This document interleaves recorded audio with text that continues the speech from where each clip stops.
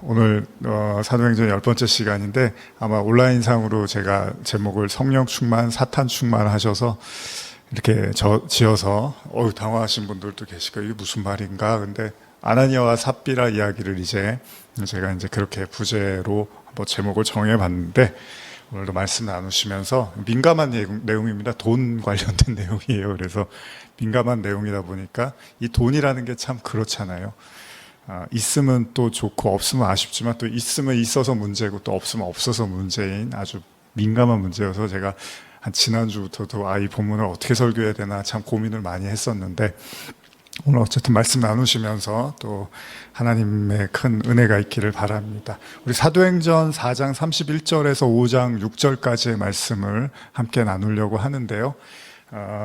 본문 다 읽지는 않고요. 본문을 다 읽지는 않고 조금 생략할 부분을 생략하고 넘어가서 읽겠습니다. 먼저 사도행전 4장 31절에서 35절까지의 말씀을 성경에 있으신 분들 찾으셔서 같이 함께 읽겠습니다.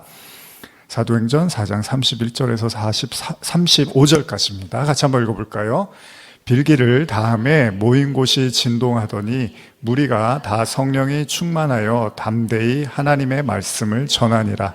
믿는 무리가 한 마음과 한 뜻이 되어 모든 물건을 서로 통용하고 자기의 재물을 조금이라도 자기 것이라 하는 이가 하나도 없더라. 사도들이 큰 권능으로 주 예수의 부활을 증언하니 무리가 큰 은혜를 받아 그 중에 가난한 사람이 없으니 이는 밭과 집 있는 자는 팔아 그 판 것의 값을 가져다가 사도들의 발 앞에 두매 그들이 각 사람의 필요에 따라 나누어 줌이라.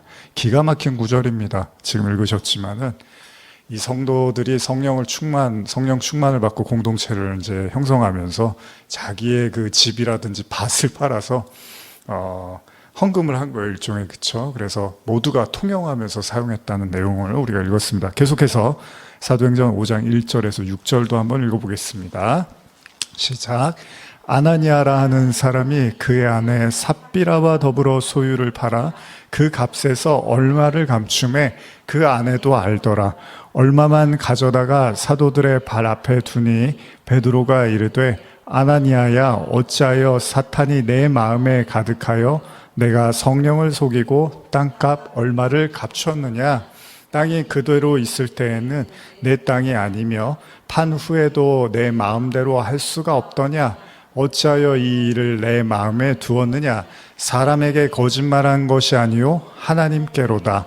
아나니아가 이 말을 듣고 엎드려져 혼이 떠나니 이 일을 듣는 사람이 다 크게 두려워하더라. 젊은 사람들이 일어나 시신을 싸서 메고 나가 장사하니라. 지금까지와는 완전히 다른 양상을 사도행전 4장까지는 참 은혜스러웠어요. 근데 5장으로 넘어오면서 사실 굉장히 충격적인 사건이죠. 정말로 꼬꼬무에 나올 만한 이야기잖아요. 갑자기 헌금을 했는데 헌금을 잘못 드렸다가 그 자리에서 즉결 심판을 받는데 사람한테 받은 게 아니라 하나님한테 받았는데 그것도 생명을 잃어버리는 엄청난 일이 일어나게 된 거죠. 이 돈 문제가 그렇습니다.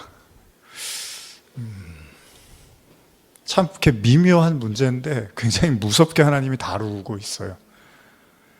저는 사실 오랫동안 그 물질에 대한 이야기를 참 많이 했던 것 같아요. 그 목회자로서 사실 지금 교회가 비난을 받고 지탄을 받는 이유 중에 하나가 여러 가지 문제가 있지만 성직자들 또 꼭 교회뿐만 아니지만 다른 종교에서도 그렇고요. 이 돈 문제도 결코 무시하지를 못하잖아요. 그러니까 돈이라는 것은 결국은 어쨌든 간에 먹고 살아가기 위한 수단으로서 반드시 있어야 되고 당연히 있어야 되는 거니까 누구도 돈을 필요로 하는 것 자체에 대해서는 문제를 삼지를 않을 거예요. 근데 문제는 필요 이상의 돈을 원할 때가 문제가 되는 거겠죠. 제가 원고도 써왔지만, 돈이라는 게 어떤 사람한테는요, 그냥 먹고 살 만큼만 있으면 돼요. 근데 어떤 사람한테는 먹고 살 만큼은 있는데 조금 여윳돈이 필요하다고 생각을 하는 사람들이 있어요. 그리고 또 어떤 사람들은 여윳돈도 있는데 자손들한테 물려줘야 되는 정도의 돈이 있어야 된다고 생각하는 사람이 있어서 또 그런 돈을 모으기도 해요. 근데 또 어떤 사람은 자손들에게 물려줄 만큼도 있는데 이제 다른 사람들보다 쉽게 말하면은 뭐 수많은 사람들보다 뭐 상위 몇 퍼센트에 들고 싶어 해서 내가 최고의 부자가 돼야 되겠다라는 생각으로 또 돈을 모으는 사람도 있죠. 그러니까 돈 자체가 문제는 아닙니다. 돈을 얼마나 갖고 싶고 얼마나 필요로 하느냐에 대한 사람들의 마음과 생각이 다 각기 다르다는 데 문제가 있는 거죠. 그렇잖아요, 여러분. 술을요, 조금 뭐 반주라고 하죠. 뭐 이렇게 약주라고도 하잖아요. 필요에 따라서 뭐 삼계탕 예전에 제가 오래전에 아는 분하고 뭐 이렇게 삼계탕집 가면은 뭐 인삼주 같은 거 나오면 그때는 막 고민을 했어요. 20대, 아마 20대, 30대 초반인가. 이걸 먹어도 되나 말아야 되나 막 고민했는데 에라에서 이제 생각해낸 게 삼계탕에다 이렇게 넣어서 그냥 먹었는데 그때는 이제 절대 술을 마시면 안 된다는 생각을 이제 했기 때문에 뭐 지금도 술을 마시는 건 아니지만 이제 아주 그때는 이제 막 철칙처럼 지켜야 된다고 생각을 했던 거죠. 근데 뭐 약주라는 거 있잖아요. 뭐 몸에 어느 정도 이렇게 좀 도움이 되기 위해서 뭐 저도 이제 프랑스 가 있을 동안은 뭐 이제 포도주 같은 것들은 식사할 때 이제 많이 먹고 교회 안에서도 이제 먹기도 하고 그러는데 우리가 뭐 성찬할 때도 이제 포도주를 먹기도 하잖아요. 근데 완전히 뭐 이렇게 율법적으로 금해야겠다. 뭐 이렇게 또 생각을 하는 사람도 있고, 그래도 뭐 약주나 반주 정도 몸에 좀 어느 정도 혈액순환을 위해서는 먹을 수도 있다 이렇게 생각하는 사람도 있잖아요. 근데 또 술을 즐기는 사람들은 또 자주 마시죠. 근데 술을 즐기는 차원을 넘어서서 이제 술이 없으면 못 살아가는 사람들도 있는 거잖아요. 결국은 뭡니까? 뭐 돈도 그렇고 뭐 다른 것도 마찬가지잖아요. 그것이 필요 이상 굳이 그렇게까지 가지지 않아도 되는데 가져야 된다고 생각할 때 이제 문제가 생기게 되는 거죠. 우리가 이걸 뭐라 그러죠? 욕심이라고 하는 거죠. 욕심. 그러니까 돈 자체가 문제는 아닙니다. 돈은 필요하고 있어야 돼요. 어느 정도 생활을 하려면 당연히 먹고 살기 위해서 당연히 세금도 내야 되고 집세도 내야 되고 뭐 학교도 다녀야 되고 교육도 해야 되고 필요한데 문제는 그 이상의 것들을 사람들이 원한다는 거예요. 뭐 집도 그렇잖아요. 집도 그냥 비가 새지 않고 뭐 추위를 막아주고 어느 정도 따뜻하고 어느 정도 시원하고 하면 되는데 이제 그것도 사람들마다 생각이 다 틀리단 말이에요. 뭐 요 정도면 됐지. 근데 어떤 사람은 더 큰 집을 원하고 또 더 큰 집을 원하고 더 비싸고 그런 집을 원하기 시작하면서 이제 사람들마다 생각의 차이가 다 있다는 거죠. 오늘 그 본문도 보시면 놀라운 일이 하나 있는데 우리가 지난 그 시간에 성전 미문에서 성령을 받고 베드로와 요한에 의해서 나면서부터 걷지 못했던 사람이 이제 일어나잖아요. 엄청난 기적이 일어나는데 동시에 어떤 일이 일어나냐면 이것을 보고서 불편하게 여겼던 당시 유대교의 그 제사장들을 비롯한 종교 지도자들이 이제 감금을 합니다. 구금을 한다 그러나요? 그래서 감옥에다 갇혀서 하루 동안 못 나오게 하고 이제 날이 밝자 신문을 하는 내용을 우리가 나눴잖아요. 참 기가 막힌 일이 아닐 수가 없는 거죠. 성령의 충만함이 동시에 그 차가운 감옥에서 밤을 보내야 되고 권력자들의 추궁을 이제 대면해야 되고 직면해야 되는 이런 어려운 현실을 맞이하게 됩니다.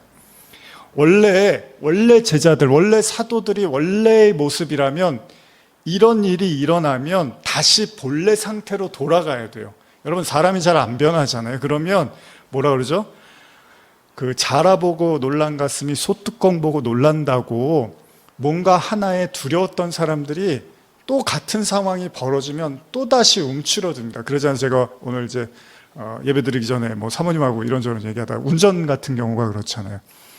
면허를 땄는데 운전을 했어요. 그러다가 운전을 계속 하다 보면 어렵고 힘들지만 계속 하고 유지하다 보면 이제 운전을 하게 돼요. 근데 면허를 땄는데 운전을 하다가 뭐가 좀 두렵거나 무서운 마음이 들어서 운전을 안 하기 시작하면 다시 운전을 하려고 하면 그냥 초보하고 다르지가 않아지는 거죠. 그래서 또 하다가요, 또 그거를 멈추고서 한참 있다가 또 하려고 그러면 또 초보가 되는 것 같은 심정을 느끼게 된다는 거죠.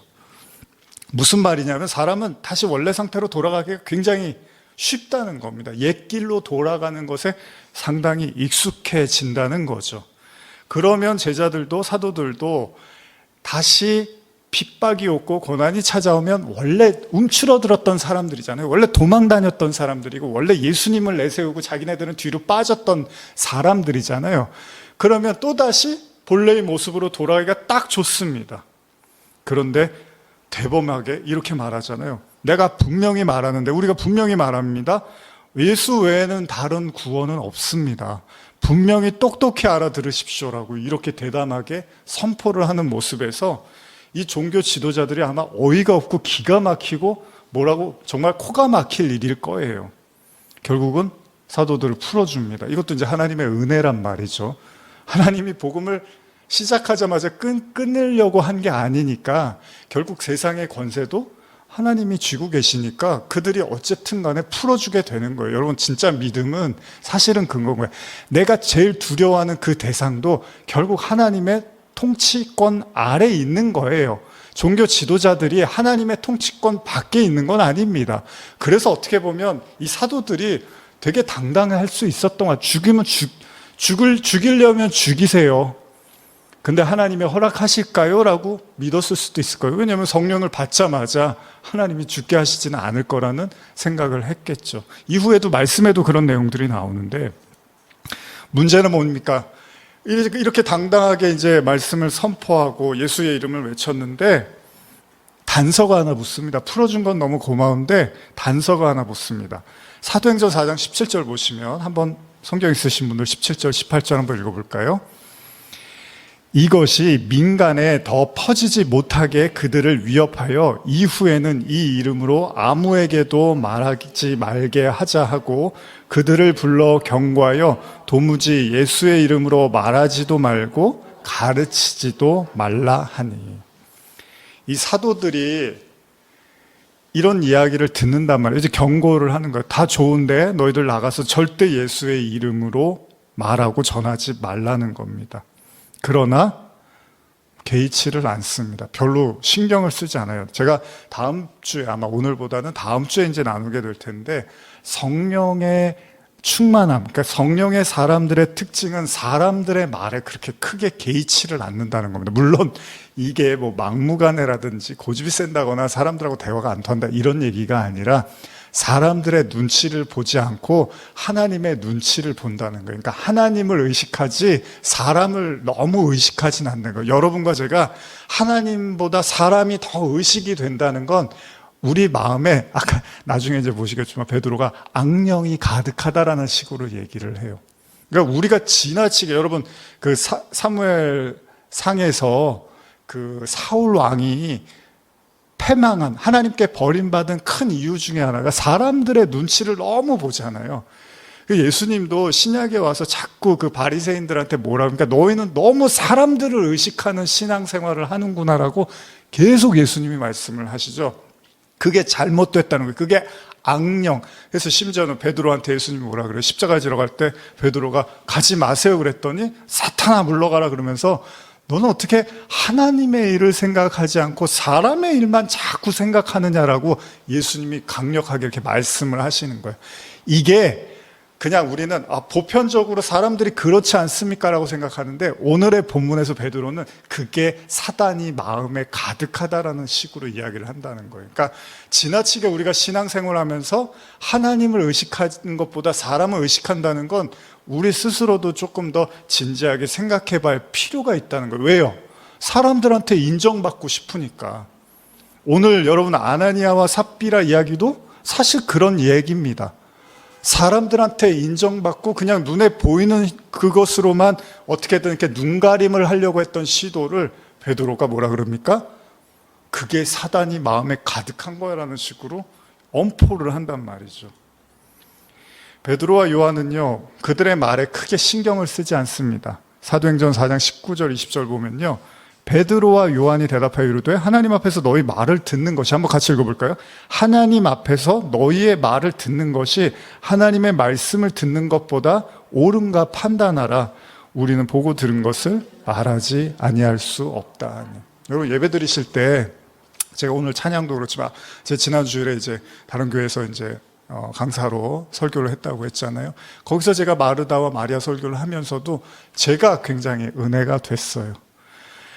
하나님을 의식하는 걸, 그러니까 하나님을 만나고 구하고 하나님과 대면하는 것이 신앙의 목적이잖아요. 근데 어느새 그거는 이렇게 싹 사그러 들어가고 주변적인 것에 우리가 사로잡혀서 정작 하나님을 깊이 만나지 못할 때가 많이 있단 말이죠. 지금 베드로 요한은요, 마치 하나님을 그냥 눈앞에 두고 코람데오라 그러잖아요. 하나님 앞에서 행동하듯이 행동하고 있다는 겁니다. 예배는 그런 겁니다. 여러분과 제가 지금 예배를 드리는 것도 그냥 정말 하나님을 보고 싶고 하나님을 만나고 싶고 하나님을 경험하고 싶은 것, 그것이 우리 예배의 온전한 목적이 돼야 된다는 것입니다. 결국 사도들은 풀려나게 됩니다. 그리고 그들이 이제 동료들에게 와서 말씀을 전합니다. 이 내용을 전하니까 사람들이 뭐라고 하냐면, 여기서도 이제 말씀이 등장하는데 사도행전 4장 25절 26절인데요. 한번 같이 읽어볼까요? 또 주의 종 우리 조상 다윗의 입을 통하여 성령으로 말씀하시기를 어찌하여 열방이 분노하며 족속들이 허사를 경영하였는고 세상의 군왕들이 나서며 관리들이 함께 모여 주와 그리스도를 대적하도다 하심이로소이다. 그렇습니다. 이런 이야기를 하는 거예요. 있는 그대로 하나님의 말씀을 떠올렸다는 겁니다. 시편의 말씀, 시편 2편에 있는 말씀이었는데 그런 얘기를 하는 거예요. 세상은 원래 그리스도와 그리스도의 사람들을 핍박하게 마련이고, 그러나 하나님께서는 그들을 가만히 놔두지 않을 거라는 거예요. 그래서 그들은 하나님의 통치 아래서 복음을 전하는 일을 굽히지 않고 있다고 이야기를 하는 거죠. 하나님이 이미 다 말씀하셨다는 거예요. 이런 핍박이 올 거고 고난이 올 거니까, 그러나 너희는 굴하지 말고 그냥 복음을 전하라는 거죠. 여러분, 이들이 성령에 충만했기 때문에 이들이 모여서 빌기를 다함에 모인 곳이 진동을 하고 성령 충만했다고 성경에 이제 기록이 되어 있는데, 정말 사람들이 봤을 때는 이 사람들, 이 무리들이 뭔가 석연치 않게 보였을 거예요. 정말 이상하게 보였을 거예요. 어떻게 저 사람들이 저렇게 행동하고 말할 수 있을까? 지금 이들의 모습을 보면은 누구도 가로막을 수가 없어 보여요. 너무 확고하고 강력하고 담대하다 보니까 하나도 무서울 것이 없어 보인다는 거죠. 그들은 기도하며 다짐합니다. 어떤 풍파 속에서도 하나님의 말씀을 담대하게 전할 거고, 이런 전도 사역에서 또 하나님의 놀라운 이적과 표적이 나타나기를 그들은 구하고 있다는 거예요. 여러분, 우리가 보통 이제 결혼을 하면, 남자와 여자가 만나서 결혼을 하면 꼭 그 주례하시는 분이 그러잖아요. 검은 머리가 팥뿌리가 될 때까지 또 어떤 풍파가 와도 서로 버리지 말 것을 다짐합니까? 그러면 예, 그러잖아요. 그때는 이제 그렇게 한다고요. 근데 이제 결혼하고는 많이 바뀌기도 하고 헤어지기도 하고 하지만 무슨 얘기입니까? 확고하다는 거잖아요. 내가 이 선택에 대해서 후회하지 않을 겁니다. 후회가 없습니다. 그리고 앞으로도 없을 것입니다라는 확신을 가지고 그렇게 말하는 거잖아요. 대답을 하는 거잖아요. 지금 제자들이 그래요. 그리고 사도들과 함께하는 사람들도 그런 마음인 거예요. 그래서 사실 우리가 그 역사를 보면 기독교인들이 굉장히 고난을 많이 받고 고통을 많이 받은 그런 사실들을 우리가 좀 보게 되죠. 그래서 막 굴 같은 데서도 햇볕도 못 보면서 예수 믿는다는 이유로 햇볕을 못 봐서 키가 막 자라지를 못하고 그런 상황으로 그냥 평생 그렇게 살다가 간 사람들도 많이 있거든요. 그거는 사람들한테 약속을 한 게 아니라 하나님께 이제 약속을 한 거예요. 내가 어떤 상황이 와도 내가 하나님을 버리지 않겠습니다. 내가 하나님의 뜻대로 살겠습니다. 하나님의 사람으로 사는 것을 포기하지 않겠습니다라는 확고한 믿음 속에서의 이 하나님에 대한 약속을 지키고자 하는 사람의 마음이었던 거죠. 근데 이런 사람들이 모여서 이제 놀라운 일이 벌어집니다. 오늘 이제 여러분과 나누려고 했던 바로 이 돈에 대한 문제인데, 사도행전 4장 32절 보시면 한번 읽어볼까요? 시작. 믿는 무리가 한 마음과 한 뜻이 되어 모든 물건을 서로 통용하고 자기의 재물을 조금이라도 자기 것이라고 하는 이가 하나도 없더라. 이게 이제 사실 제가 이 부분에 관련된 다른 분들의 설교도 가끔 듣고 그랬는데, 이 부분이 사실은 좀 경이로울 만큼 놀라운 부분입니다. 왜냐하면 이 돈이라는 게 그렇게 간단한 문제가 아닌데, 이 돈을 자기 것인데도 불구하고 자기 것이라고 여기지 않고 사람들과 통용했다는 겁니다. 돈에 있어서의 성도들의 태도가 바뀌었다는 거예요. 돈 문제라는 게 그렇게 쉽지 않잖아요, 여러분. 워낙 예민하고 민감한 요물입니다, 이 돈이. 그래서 흔히들 친한 사람들은 뭐라 그러죠? 절대 돈 거래를 하지 않는다고 해요. 왜냐하면 돈 거래했다가 사람을 잃고 돈도 잃는다는 이야기를 많이 합니다. 아무리 가깝고 친한 관계라도요, 돈 때문에 깨지고 망가지는 경우가 너무나 많다는 거예요. 그것이요, 여러분, 돈이 가지고 있는 힘일지도 몰라요. 물론 돈 자체가 그 힘을 갖고 있지는 않겠죠. 인간의 마음이 결국 그 돈에 의해서 그렇게 노출이 되고 드러나게 되는 거겠죠. 분명히 성경에도 돈 이야기가 나옵니다. 돈에 대한 이야기를 성경은 많이 하고 있습니다. 오늘 본문도요, 성도들의 신앙을 통해서 이 변화된 모습 중에 하나가 돈에 대한 거리낌이 없어졌다는 거예요. 이게 사실은 오늘날 사회에서는 더더욱 이해가 가기 어려운 내용이잖아요. 자기 돈인데 그걸 자기 거라고 생각 안 하고 같이 사람들하고 통용해서 사용을 했다는 거예요. 무슨 이야기죠? 그들에게 가장 중요한 삶의 이유나 목적이나 가치가 최소한 돈은 아니었다는 거잖아요. 여러분들은 어떠십니까? 이 성도들이요, 이 사도행전이 사실 위대한 것 중에 하나, 초대교회의 위대함 중에 하나가 진짜 이들이 하나님을 만나고 믿고 그 길을, 신앙의 길을 가려고 하니까 이들에게 나타나는 두드러진 현상이 돈이 그들의 삶의 목적이나 이유나 가치가 아니었다는 겁니다. 돈은 그냥 살아나가기 위한 수단일 뿐이고 목적이 될 수 없다는 것을 그냥 말로만 한 게 아니라 삶으로 보여줬다는 게 중요한 거예요. 말은 누구나 그렇게 할 수 있죠. 그러나 그 삶을 개척교회 하기 쉽지 않잖아요. 많은 목회자분들, 옛날에 어르신들 보면 정말 저도 학생 시절에 교회 다니다 보면 진짜 쌀독에 쌀이 떨어져 갖고 그냥 기도하시고 뭐 이런 얘기들 많이 하시면, 목사님이 식사를 하셔야 되는데 집에 쌀이 없어서 그냥 무릎 꿇고 기도하면 뭐 누가 가져와서 주더라 뭐 이런 간증들 되게 많이 하셨잖아요. 어르신들 분들은 이제 목회 그렇게 하셨죠. 옛날 분들, 뭐 지금 아마 70대, 80대 분들 정말 고생 많이 하시면서 그냥 죽으면 죽는 거고 굶어 죽으면 죽는 거다라고 생각하고 그 길을 걸어갔어요. 여러분, 다짐하는 건 쉽습니다. 그 자리에서 엄포하고 큰 얘기하는 건 그게 중요한 게 아니라 그 계속되는 삶의 그 무게와 그 시간들을 버텨내는 게 그게 힘든 거죠. 중요한 거는 그 시간들을 견뎌냈다는 거예요. 복음 하나, 그리고 하나님에 대한 믿음과 그 신앙을 가지고 배고픔과 어려움과 괴로움이 찾아와도 그냥 견뎌내고 버텨냈다는 게 사실은 중요한 거잖아요. 근데 오늘날 사실 그런 삶을 뭐 예전에도 그렇지만 지금은 더더욱 원하지 않을 거예요, 사람들이. 신앙 때문에 어렵게 산다는 것이 잘 이해가 가지 않는 시대일 수도 있습니다. 왜 신앙 때문에 어렵게 살아야 돼? 이왕이면 잘 살고 신앙도 좋고 그렇게 살아야 되는 거 아니야? 그게 좋은 거 아니야? 그렇게 되면 좋겠죠. 그러나 그러지 않을 수도 있다는 거예요. 하나님의 길을 걸어가다 보면, 특히 이제 선교사님들이나 이런 분들의 삶들은 더더욱 이제 궁핍하기도 하고 정말 어렵기도 하잖아요. 아까도 제가 말씀드린 것처럼 가끔 그런 생각을 해봅니다. 돈이 정말 얼마가 필요한 걸까? 정말 얼마가 있어야지 되는 건가? 문제는 사람들의 생각이 다 틀리잖아요. 여러분, 차를 살 때도, 자가용을 살 때도 그렇잖아요. 이동하기에 충분하면 되는 겁니다.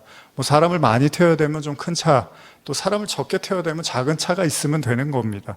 그러나 사람들이 차를 살 때 그 이상의 개념으로 이해하기도 한다는 거예요. 물론 뭐 자기 취향에 따라서 조금 더 뭐 옵션도 추가할 수 있고 그럴 수는 있겠지만은, 그러나 또 많은 사람들이 단순한 어떤 교통수단만으로서 차를 이해하지 않는다는 겁니다. 좀 더 사람들에게 보여지고 나은 사람으로 드러나기 위해서 차를 선택하고 고르기도 하고, 심지어는 굉장히 어렵게 살아도 차는 좋은 거 끌고 다녀야 된다고 생각하는 사람도 많이 있습니다.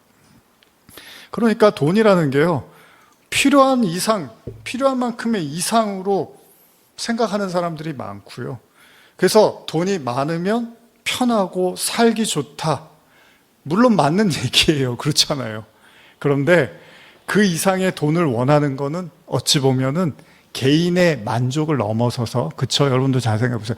지나치게 돈을 많이 벌어야 된다고 생각. 지금 그 돈이 꼭 필요한 게 아니고 그 돈이 꼭 있어야 되는 게 아닌데 계속 그 돈을 벌어야 된다는 강박관념을 갖고 사는 사람들은 뭔가 다른 의도가 있을 수도 있다는 겁니다. 대표적인 것 중에 하나가 다른 사람보다 우월한 존재로 비춰지기를 원하는 마음에서 비롯된 걸 수도 있다는 겁니다. 보통 우리가 거품을 뺀다는 말을 하죠. 기름기를 뺀다는 말을 하잖아요. 그게 뭐죠? 필요 이상의 욕심을 버린다는 이야기잖아요. 그러니까 내가 필요한 만큼 이상의 것을 얻으려는 욕심을 굳이 삶의 목표나 목적으로 여기지 않는다는 거예요. 그 얘기는 뭐죠? 더 중요한 가치를 우선시하겠다는 겁니다.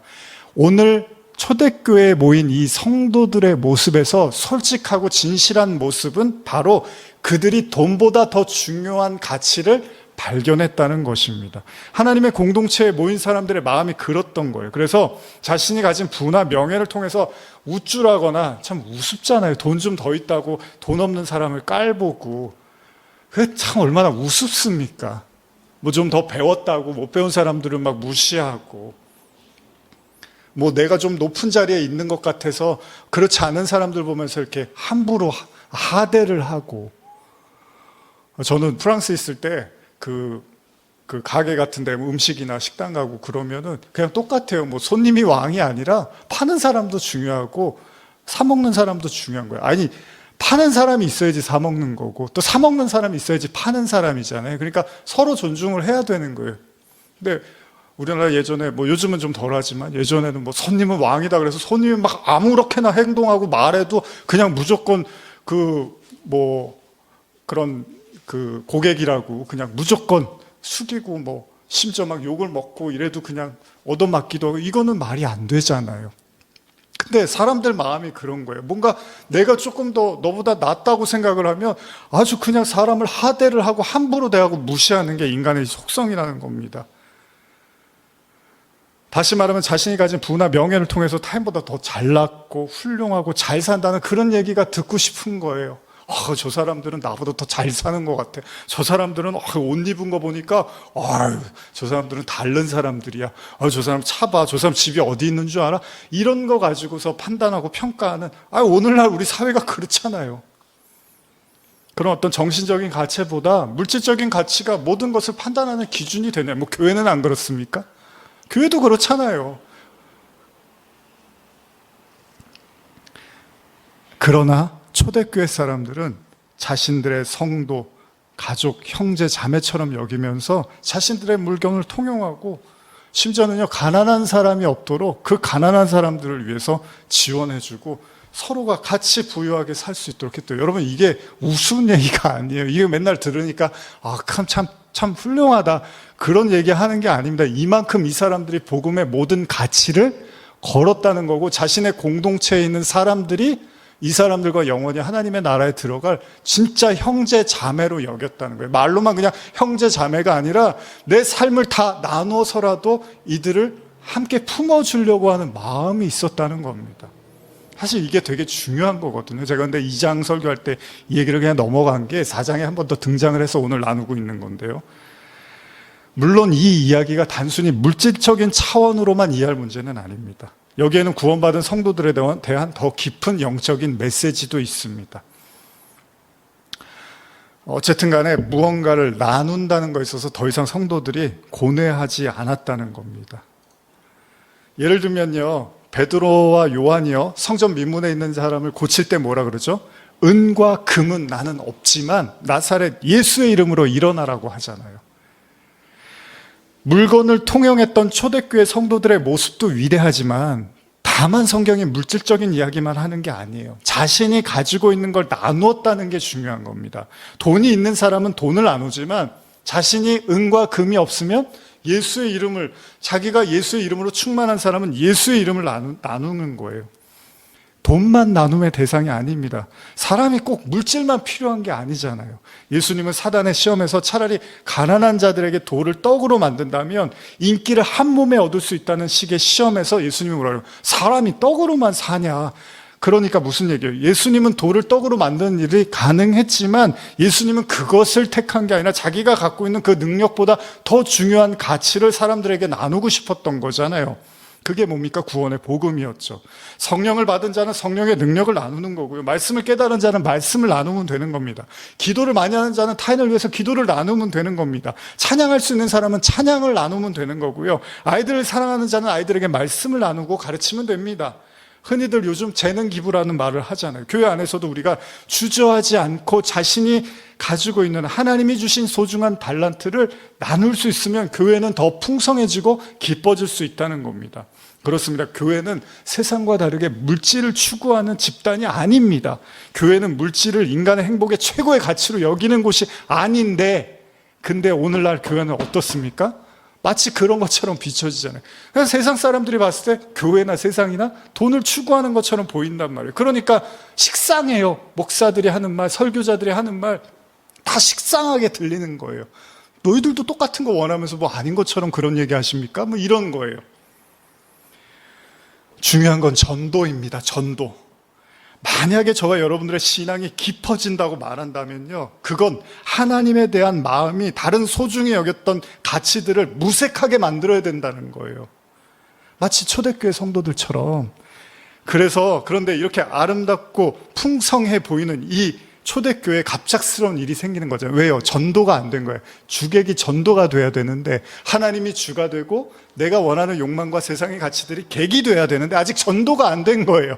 전도도 많이 하세요. 근데 내 마음의 주객이 전도가 돼야 되는데 전도가 안 일어난 거예요. 여러분들 어떠십니까? 이 말씀 듣는 또 온라인으로도 앞으로 또 인터넷 통해서 말씀 듣는 분들도 정말 주객이 전도되셨습니까? 내가 소중히 여기는 가치보다 하나님의 가치가 더욱더 소중하게 느껴지십니까? 여기서 이제 문제가 생기는 거예요. 성도들이 이렇게 마음을 다해서 자기의 소유를 팔아서 교회를 위해서 써달라고 하는 가운데서 속이는 사람이 등장을 합니다. 거짓말을 하는 사람이 등장을 하게 됩니다. 이게 굉장히 심각한 이유가요, 아나니아와 삽비라라는 여인이 부부인데 등장을 하는데, 이게 너무나 심각해서 왜 이런 행동을 했는지 몰라요. 이들이 소유를 팔기로 하고서 자신의 땅과 뭐 재산을 이제 팔아서 이제 공동체에 헌납을 하기로 했는데, 문제가 뭐냐면 마음이 중간에 바뀐 건지 아니면 처음부터 그걸 계획적으로 생각했는지 모르지만 다 팔고 그 남은 돈의 일부를 자기가 취하고 그 남은 거를 이제 교회에다가 낸 거예요. 근데 여기서 무서운 일이 일어나는데 베드로가 이걸 알아차립니다. 사실은 생각도 못했을 거예요. 이게 걸릴 거라고 생각도 못했을 거예요. 근데 베드로가 그걸 알아채요. 하나님의 사람이 그걸 알아챘어요. 현대어로 제가 한번 읽어드릴게요. 사도행전 5장 3절 4절인데, 베드로가 이것을 다 꿰뚫어 보고 그를 책망한다. 아나니아여, 사단이 당신 속에 들어갔소? 왜 땅값을 따로 챙겨두고 와서 전액이라고 말해 성령께 거짓말을 하는 거요? 그 재산을 팔고 안 팔고는 당신 마음대로 할 수 있는 일이요, 그리고 판 후에도 그 돈의 얼마를 남에게 주는가 하는 것도 전적으로 당신의 자유의사에 달린 것이요. 그런데 왜 이 짓을 하시오? 당신은 우리를 속인 것이 아니라 하나님을 속인 것이오. 하나님의 성령의 감동이 돼서 그 충만함 속에서 자발적으로 사람들이 그 헌신의 물결들이 일어났는데, 지금 아나니아는요 거짓말을 하는 거죠. 그리고 베드로가 뭐라 하냐면 사탄이 가득하다고 말을 하는 거예요. 원어로 보면요 충만하다는 얘기도 있는데, 그러니까 사단으로 충만하다는 거예요. 그래서 제가 오늘 성령 충만, 사탄 충만이라고 정한 거예요. 너는 어떻게 사단으로 충만해서 이런 행동을 하니? 이런 말을 하고 있다는 겁니다. 베드로는 말을 더합니다. 굳이 강제로 시킨 것도 아니고 강요한 것도 아닌데 왜 하나님께 드리기로 약속한 전부를 따로 챙겨서 거짓을 행하냐는 거예요. 베드로의 강조점이 뭔지 아십니까? 그거는 네가 지금 한 행동은 사람을 속인 게 아니라 하나님을 속인 거라는 거예요. 여러분, 성령이 아니라 악령에 사로잡히게 되면 하나님을 기만하게 된대요. 무슨 말입니까? 하나님에 대해서 별로 의식을 안 한다는 거예요. 두려워하지를 않는 거예요. 그냥 그 사람만 속이면 될 거라고 생각을 하는 거예요. 당연히 하나님이 인간을 속일 수가 없습니다. 어떻게 우리가 하나님을 속입니까? 문제는 하나님을 속일 수 없는 걸 알지만 하나님이 즉각적으로 반응을 하지 않잖아요. 하나님이 잘못했다고 누구를 얘기를 해주시거나 아니면 형벌을 주시는 분이 아니라는 거예요. 그래서 인간이요, 하나님을 속이고 기만하는 거에 너무나 자연스럽습니다. 하나님이 뭘 어쩌실 건데요? 뭐 아무리 앞에서 말씀을 얘기하고 말씀이 그렇게 써 있어도 하나님이 뭐 나한테 아무렇지도 행동 안 하는데 이렇게 생각해 버리면 끝인 거예요. 여러분, 우리가 자신이 지은 죄도요, 시간이 지나면 흐릿흐릿해지는 법입니다. 혹은 나의 기억은 지극히 주관적이기 때문에 얼마든지 조작된 기억을 갖고 있습니다. 그래서 별일이 없으면요, 사람이 그런 죄에 대한 기억도 점점 희미해지고 나중에 자기 연민만 남아요. 그러니까 내가 잘못을 해놓고도 나를 더 두둔하는 게 인간이라는 겁니다. 그래서 신을 상대한 범죄는요, 더더욱 편해요. 왜냐하면 하나님이 직접적으로 나에게 어떤 공격을 가하지 않으면 그냥 잊혀지거나 똑같은 행동을 지속적으로 계속하기에도 이른다는 겁니다. 차라리 사람이 무서운 법이에요. 사람들은 어떻게 하죠? 자기 치부가 드러나면 회자를 해요. 사람들이 말을 한단 말이에요.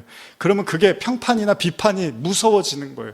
그러다 보니까 사람들을 의식하지 하나님은 그렇게 의식을 안 한다는 겁니다. 오늘 본문은 단순히 돈에 대한 이야기만 하고 있는 게 아닙니다. 돈은 어떻죠? 사람과 사람과의 관계를 파탄시키고 또 자기 자신에게도 엄청난 재난을 가져다 주기도 합니다. 그런데 오늘 본문은 단순히 하나님께 약속한 것을 이행하지 않으면 다 죽을 수도 있다. 그게 요지가 아닙니다. 만약 그렇다면 오늘날 교회 다니는 사람들 제대로 성한 사람이 없겠죠. 제가 이 설교 가끔 하지만 누구나 한 번쯤은 다양한 형태로 하나님께 약속이라는 걸 하잖아요. 서원이라는 걸 하잖아요. 여러분, 그것 때문에 평생 고통받는 사람도 많습니다. 정신적으로 굉장히 힘들어하는 사람도 많습니다. 내가 하나님께 뭘 하기로 약속해놓고 그걸 못 지켰어요. 그것 때문에 괴로워하는 사람 너무 많이 봤습니다. 들었고요. 사실 오늘의 핵심, 이제 말씀을 좀 제가 마무리해야 될 것 같은데, 오늘의 가장 중요한 포인트는요, 베드로의 말입니다. 그게 뭐죠? 지금 아나니아가 한 행동은 사람을 속인 게 아니라 하나님을 속였다는 거예요. 자, 성령이 아니라 악령에 충만해질 때 하나님이 아닌 그러니까 사람이 아닌 하나님을 속인다는 거. 다시 말하면 사람을 더 무서워하고 의식한다는 거예요. 근데 그거가 우리는 당연한 걸로 보잖아요. 근데 베드로는 그게 바로 우리의 마음이 악령에 사로잡힌 거래요. 그래서 사울이 그렇게 행동하는 거잖아요. 이런 얘기만 좀 드리고 마치고 싶은데요. 여러분, 악령이 충만하면 어떻게 해야 되죠? 좀비처럼 변해야 되잖아요. 아니면 막 괴물처럼 변해서 막 악령에 사로잡히면 그래야 되잖아요. 막 엑소시스트처럼 막 그런 괴물이 돼야 되잖아요. 근데 더 무서운 게 뭐냐면 지금 베드로가 이 아나니아에게 사단이 충만하다고 이야기를 하는데 이 사람의 행동이 굉장히 그냥 자기가 재물을 팔아서 하나님께 드린다고 했는데 조금 뺏어간 것 뿐이에요. 근데 그게 그렇게 지탄받을 문제인가요?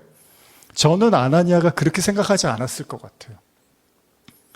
아나니아가 하나님이 내가 그래도 예를 들면 한 8알은 하나님께 드리고 한 2알은 가졌어요. 그리고 이 8알이 어디야? 내가 지금 한두 푼도 아니고 내 재산을 팔아서 이렇게 드리는 건데 하나님이 요거 좀 가져갔다고 문제 삼으실까? 또 베드로나 주변 사도들이나 사람들도 혹시나 그게 알려졌다고 해서 그게 큰 문제가 될까? 안 하는 것보단 낫잖아. 이렇게 한 게 어디야? 아마 그렇게 생각했을 거예요. 근데 하나님도 베드로도 아니라는 거예요. 그리고 이 마음이 사단이 충만한 마음이라고 이야기를 합니다. 여러분, 하나님께 헌신한다는 것, 또 하나님과 신앙생활한다는 것에서 저와 여러분들이 조심해야 될 부분이 있습니다. 그게 뭡니까? 우리 생각처럼 하나님이 그렇게 인간적인 선심 쓰듯이 하나님이 우리를 보지 않는다는 거예요. 차라리 안 드렸으면 이런 문제가 안 생겼는지도 모르겠죠. 그렇다고 해서 그러니까 뭐 그럴 거면 안 하는 게 낫지, 그러라는 얘기도 아닙니다. 중요한 건 하나님과의 관계에서 제일 중요한 건 뭡니까? 하나님을 의식하지 않는 신앙. 그러니까 사람을 의식하는데 하나님은 의식하지 않는 신앙이 하나님은 굉장히 불쾌하고 하나님은 굉장히 불편하게 여기신다는 겁니다. 그리고 놀라운 건 사단으로 충만한 사람의 모습이 우리가 생각하는 문제가 심각하고 이상한 행동을 하고 이상한 말을 하는 게 아니라 아주 나이스하게 행동하면서 하나님께 나아가더라는 거예요. 조금 감춘 것 뿐이에요. 여러분과 저는 이 본문을 보면서 어떻게 생각해야 될까요? 무엇 때문에 아나니아가 이렇게 큰 하나님의 심판을 받게 되는 걸까요? 도대체 성령이 충만한 사람과 사단이 마음에 가득한 사람의 차이가 뭘까요? 단순히 이렇게 얼마를 감춘 것이 이렇게까지 죽을 만큼 위험한 잘못된 행동일까요? 여러분들은 어떻게 생각하십니까? 지금까지 4장까지는 좋은 이야기가 나오다가 이제 5장에서 처음으로 심각한 일이 벌어진 겁니다. 그리고 이것은 오늘날 우리에게도 하나님이 말씀하고 계시는 겁니다. 저는 이런 말씀 드리면서 마무리하고 싶습니다. 사울왕도 그렇지만 저와 여러분들이 지나치게 사람을 의식하는 것은 한번 생각해 볼 필요가 있는 거예요. 내 신앙이 하나님을 의식하는 것보다 사람을 의식하는 거에 앞서가 있으면 우리도 깊이 생각해 볼 필요가 있는 거예요. 왜? 신앙은 하나님을 믿는 거잖아요. 하나님을 의식하는 거잖아요. 하나님을 따르는 거잖아요. 근데 사람을 의식하고 사람들에게 오케이 하고 문제가 없으면 될 거라고 생각하는 이런 마음이 성령을 속이고 있다고 말을 하고 있습니다. 오늘 이 예배를 드리시는 또 앞으로 이 설교를 듣는 분들에게 한번 이렇게 우리 다짐했으면 좋겠어요. 정말 나는 하나님의 깊은 곳까지 가고 있는가? 우리가 성전에서 가장 깊은 곳, 하나님의 지성소로 나가야 되는 거잖아요. 번제단을 지나서 물두멍을 지나서 성소를 들어가서 그 성소에서 지성소로 들어갈 때 우리가 하나님의 임재를 맛볼 수 있는 거죠. 그러기 위해선 여러분 사람이 아니라 하나님만 바라봐야 됩니다. 그리고 하나님만 구하셔야 됩니다. 성령 받은 제자들이 멋있어 보이시잖아요. 그러나 이들에게는 하나님만 보이는 거예요. 지금 죽음도 고난도 핍박도 그들에게는 크게 다가오지 않습니다. 그냥 그들에겐 하나님만 보이는 거예요. 저 여러분들이 이 5월을 보내시면서 또 6월을 맞이할 텐데 거듭났으면 좋겠어요.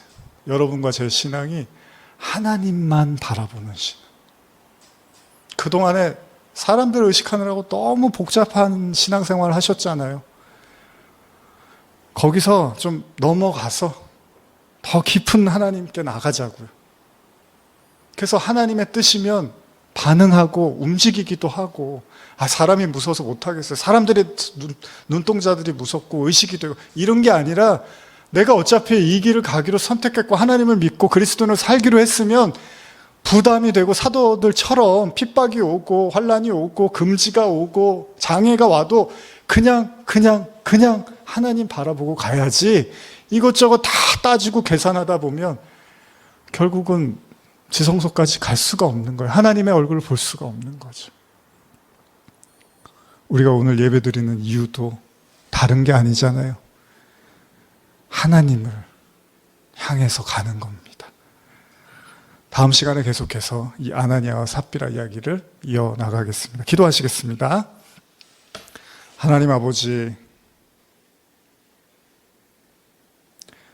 지금 이 시간 또 예배 드리시는, 또 앞으로 또 온라인으로 말씀을 보게 되실 모든 성도들의 마음속에 사람들을 의식하고 사람들에 치이고 또 사람들 생각하느라 하나님을 구하지 못하는 우리가 그런 신앙이었다면 정말 하나님의 깊은 곳을 향해서 나갈 수 있는 눈을 주시고 마음을 주시고 믿음을 허락하여 주시옵소서.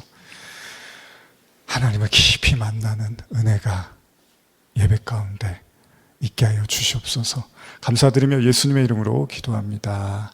아멘. 우리 찬양하면서 모든 예배를 이제 마무리하겠습니다.